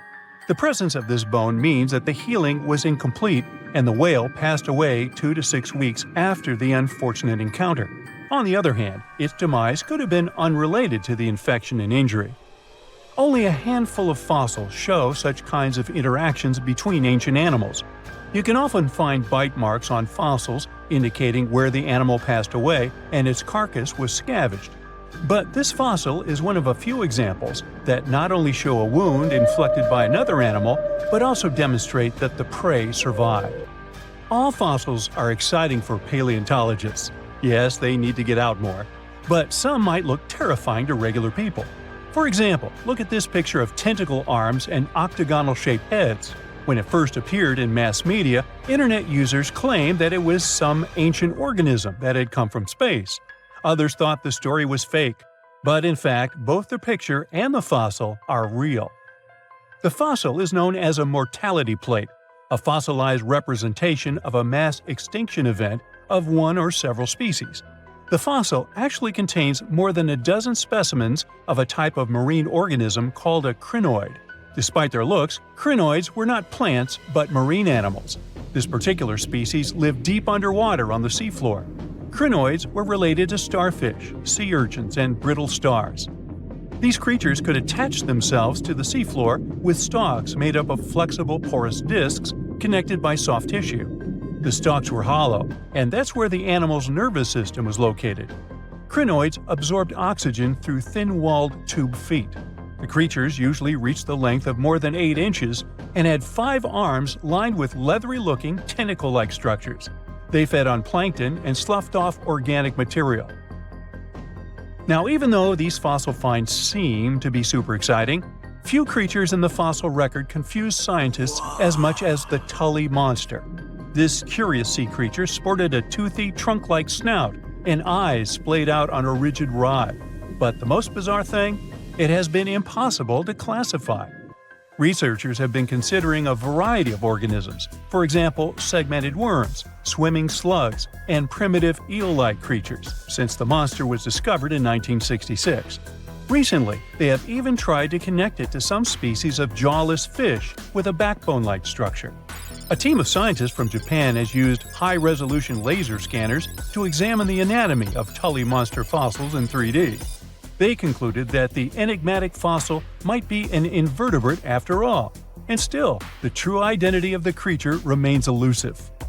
In the 1950s, amateur fossil hunter Francis Tully found a ghostly imprint of a torpedo-shaped organism with a huge tail fin in the Mazon Creek fossil beds in Illinois.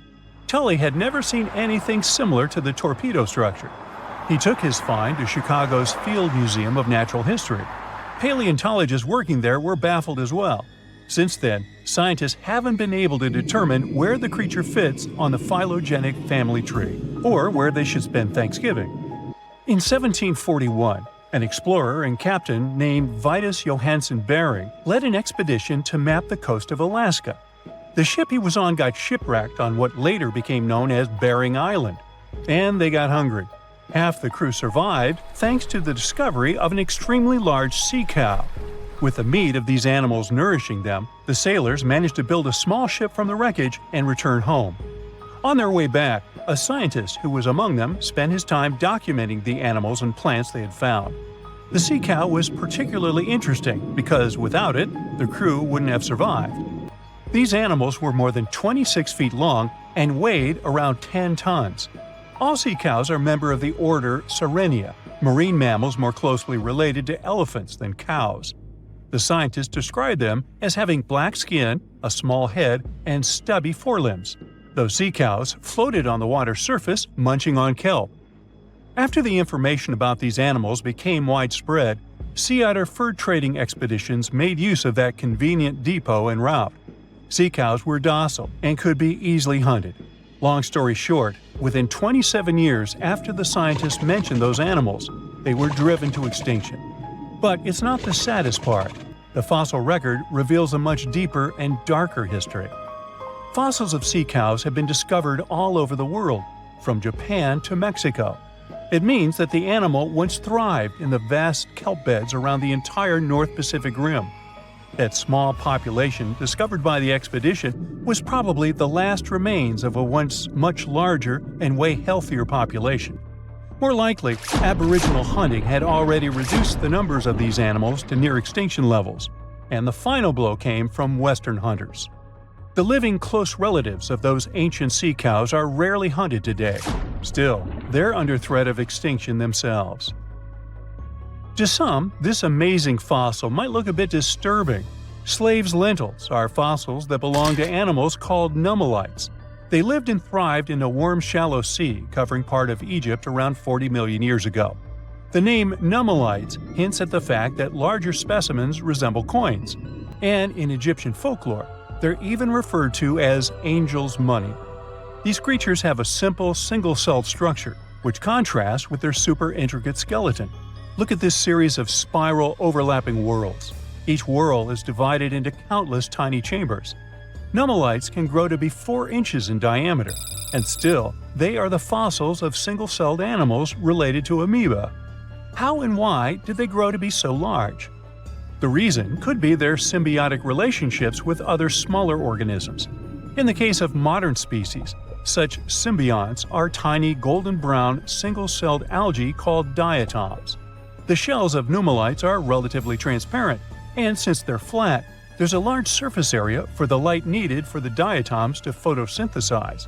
For some reasons, scientists are still debating about them. The presence of plant symbionts in animals dwelling in the sea encourages the growth of a calcareous skeleton in hosts.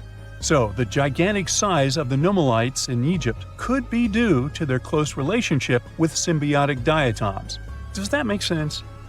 Fun fact: A species of nummulites evolve very fast, and their fossils change from one layer of sediments to the next. So the limestone used for the pyramids of Giza are so packed with such fossils that it's known as nummulitic limestone. This limestone also contains two kinds of nummulites, the smaller slave's lentils and the larger angel's money. But those are not different species, but rather different stages in the life cycle of a single species.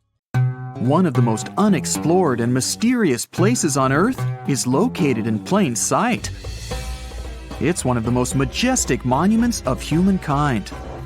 The wonder of the ancient world hides a secret that scientists and archaeologists still can't solve. This is the Great Sphinx of Giza in Egypt. The huge sculpture of a lion with a human head was carved out of rock about 4,500 years ago. Scientists still don't know the exact date of its creation and are also unaware of who built it and what for. There are many assumptions and theories, but none of them has been confirmed. Most people have seen this majestic sculpture either in photographs or in reality, but almost no one knows what's hidden underneath it.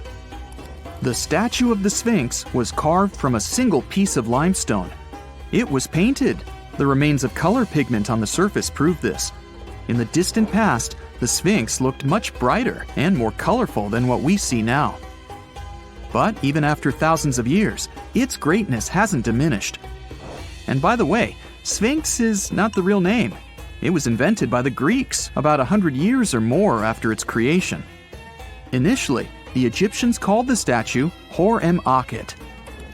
There are many legends and theories saying the Sphinx is there for a reason. It's like a watchdog that guards the tomb of the pharaoh and the secrets of ancient Egypt. These legends become more plausible when archaeologists discovered hidden entrances at the feet of the Sphinx. They believe that these secret passages are the beginning of the tunnels leading to the halls with treasures.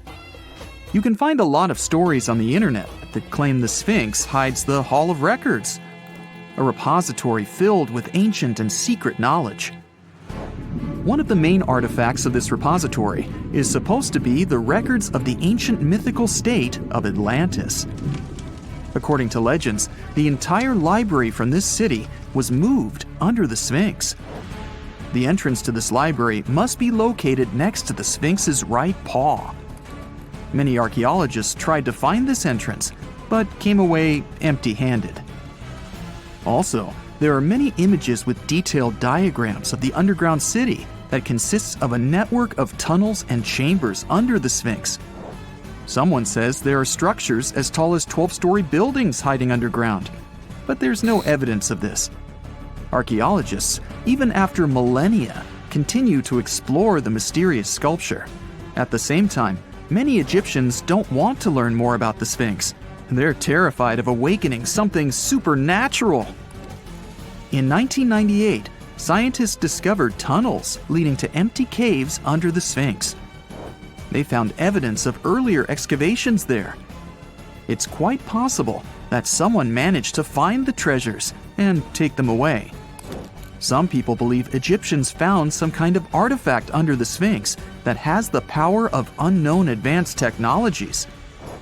The artifact is so powerful that it can change the course of history. Of course, most theories are just fairy tales of conspiracy fans, but it's a confirmed fact that the Sphinx hides a system of caves and rooms. There are so many rumors surrounding the Sphinx that it's impossible to understand what's true and what's false. In any case, it's difficult and dangerous to study the sculpture because active excavations can destroy it. And then the entrance to the underground rooms can get blocked by rocks and lost forever. Also, further exploration requires a lot of money, and financing is not always easy to find. But the main reason?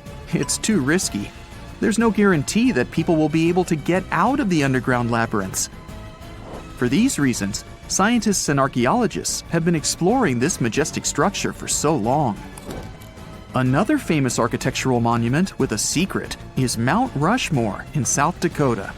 Everyone admires the images of the U.S. presidents' faces carved into the rock, but few people know that there's a secret room hidden behind the head of Abraham Lincoln. The architect of Mount Rushmore wanted to carve slabs on the rock with the record of the main stages of the country's history. But his plan was too complicated to carry out. Then he was offered to implement it on a much smaller scale, to build a secret room inside the mountain. The idea was to save this knowledge so that future generations will always remember the history of their country. Unfortunately, the architect didn't have time to finish his work. The construction stopped for several decades. But in the late 90s, the project was resumed. Porcelain enamel panels depicting the history of the U.S. were placed in the room. It's possible that these plates will be stored there forever. But people can't see them, at least for now. The room is inaccessible to tourists as it's too difficult to get inside. Another secret room is located in the Empire State Building. More precisely, it's not even a room, but a place where you can take cool photos. Almost all tourists gather on the observation deck of the 86th floor to enjoy a stunning view of Manhattan. But there's another deck with panoramic windows on the 102nd floor. There are way fewer people there because almost no one knows about that place. Fortunately, access to this deck is open to everyone. You probably won't have to wait in line for a long time to take a photo. You'll feel special because you're in such a secret place where there are almost no people. But the coolest place is even higher, on the 103rd floor. This is a spacious observation deck where celebrities get their photographs taken. It's not a public place, but if you know the right people, you can get there. There are almost no security measures on the site. Only a low ledge between you and an abyss.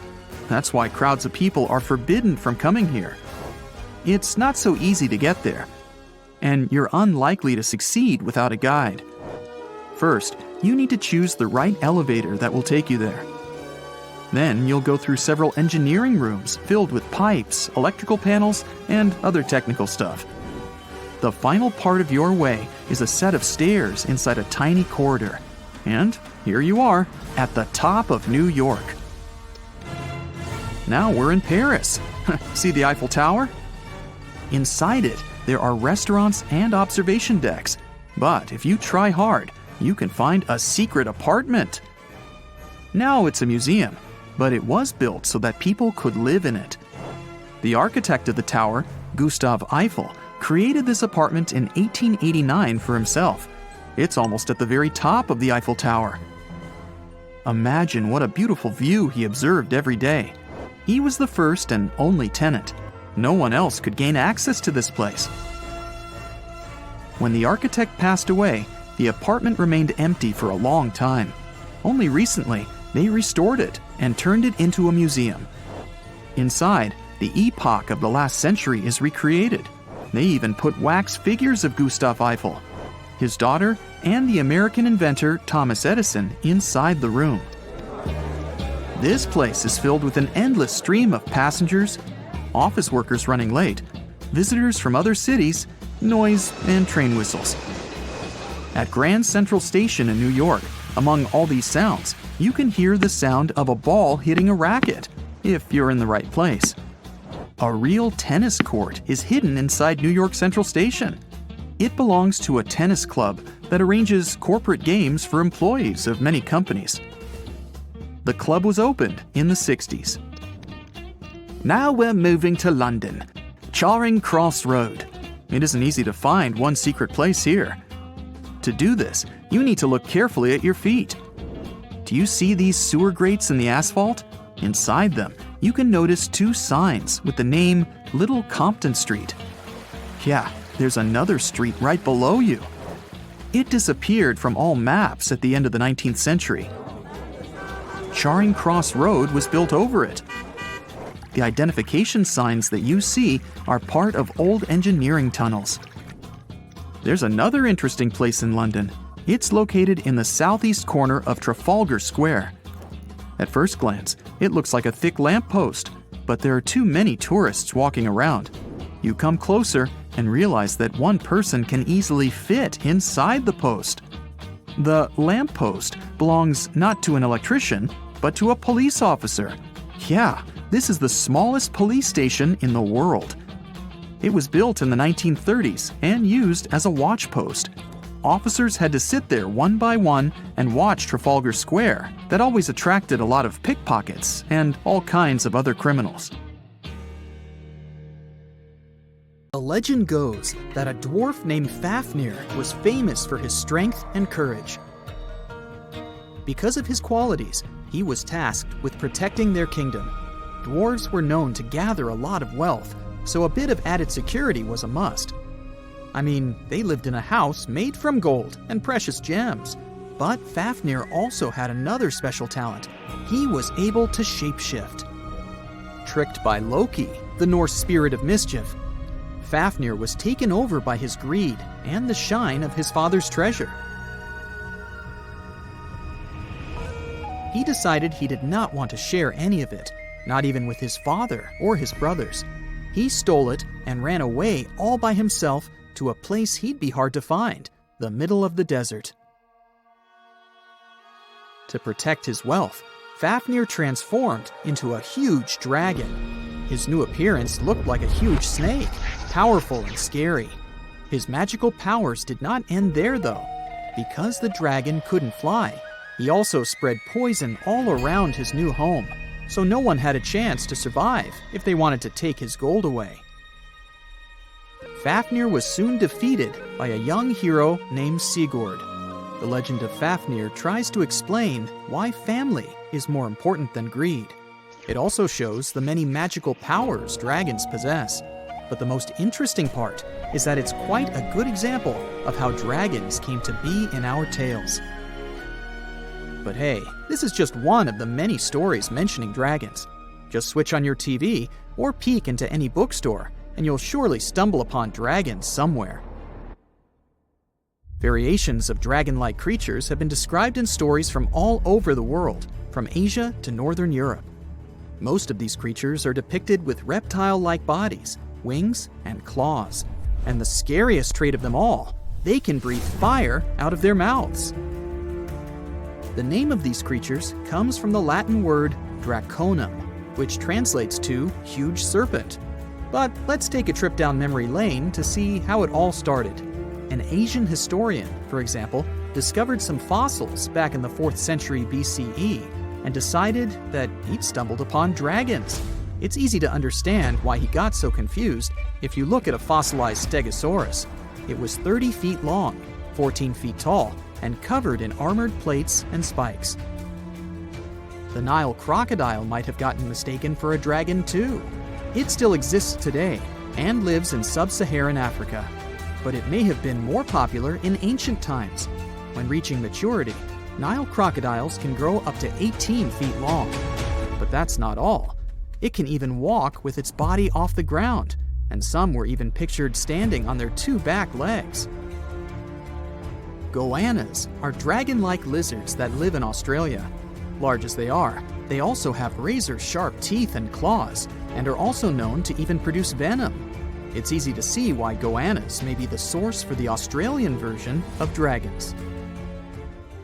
When humans first discovered whale bones back in the day, we had no idea these animals lived in the sea. Given their size, we surely must have thought they were dangerous. And because we rarely see whales, if we don't go underwater of course, they were poorly understood and easily mistaken for dragons too. Probably the most interesting source of dragon mythology is actually the human brain.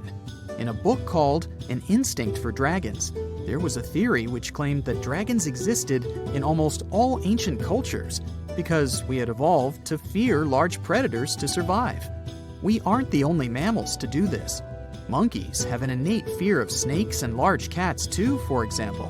When you combine these natural traits with folklore, you get a lot of dragon stories everywhere, adapted to each region. Reptilian beasts with magical powers date back as far as the origins of human civilization itself. I'm talking about ancient Mesopotamia. Humans back then used to believe in all sorts of creatures, but their head spirit was Marduk, the patron of the city of Babylon. If you look at the artwork from back then, Marduk was depicted with a snake-like dragon at his side. It could be either nice or vengeful, depending on what mood it was in. If you want to sign up to become a dragon, the first thing they'll ask you at the interview will be if you can breathe fire, of course. So scientists have tried to look into some ways that could make it real for dragons to breathe out fire without damaging their throats. To do that, they examined the bombardier beetle. This eccentric insect can pack up some really hot substances in its belly. Once the creature gets bothered by something, it shoots out a fiery load of chemicals. In all fairness, it's not really fire, but it does burn, so it's close enough. Going back to dragons, they'd need to have similar glands in their throats to produce the same effect. But where do dragons come from? They didn't just appear out of nowhere, regardless of the source you consult. Some tales, like that of Fafnir, say that even humans can turn into dragons. But the most popular theory is that dragons start out as eggs. Some sources even draft a series of stages a dragon has to go through during its life. Everything starts with hatching. Dragons are said to eat their way out of those shells and break the sides of the egg. Then there's the wormling stage, which is what dragon specialists, or dragonologists if you like, call a newly hatched dragon.